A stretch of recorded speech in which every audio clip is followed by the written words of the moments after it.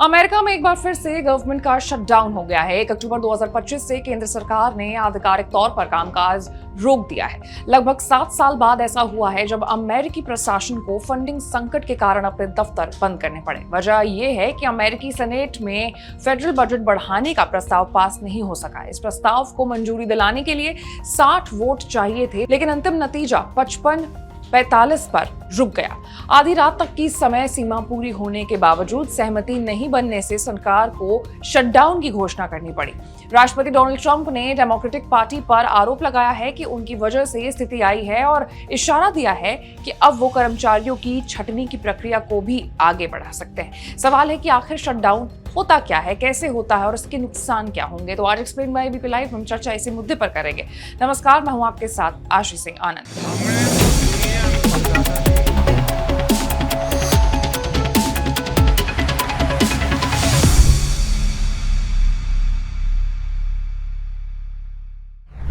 दरअसल सरकारी शटडाउन उस स्थिति को कहते हैं जब अमेरिकी कांग्रेस समय पर बजट पारित नहीं कर पाती।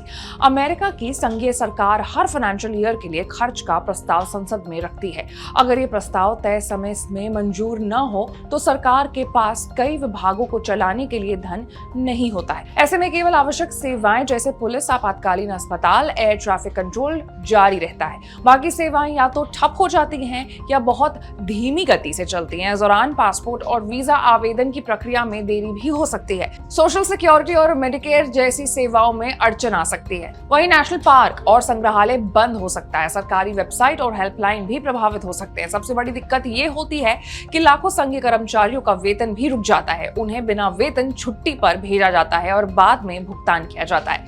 कांग्रेस बजट ऑफिस की एक रिपोर्ट के अनुसार मौजूदा संकट में करीब 7.5 लाख कर्मचारियों को कंपल्सरी लीव पर भेजना पड़ सकता है।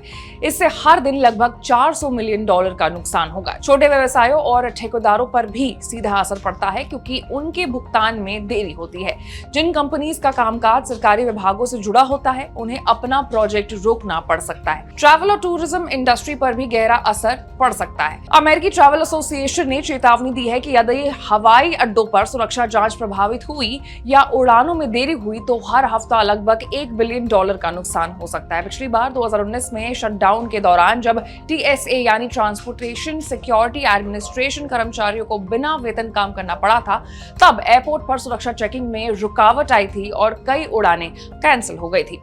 अमेरिका ने अब तक कई बार शटडाउन का सामना किया है। पहली बार ये स्थिति 1995 में आई थी। बिल क्लिंटन के कार्यकाल में 95 से 96 के बीच 2 बार शटडाउन हुआ। पहली बार 5 दिन के लिए और फिर 21 दिनों तक। ये उस समय तक का सबसे लंबा शटडाउन था। इसके बाद 2013 में बराक ओबामा की सरकार में भी शटडाउन हुआ, जिसके चलते हजारों छोटे व्यवसाय प्रभावित हुए थे। लॉकहीड मार्टिन जैसे रक्षा कंपनी को अपने करीब 3000 कर्मचारियों को छुट्टी पर भेजना पड़ा था। उस दौरान ड्रिलिंग परमिट, शराब के निर्यात प्रमाण पत्र और छोटे व्यवसायों को दिए जाने वाले लोन भी रोक दिए गए थे।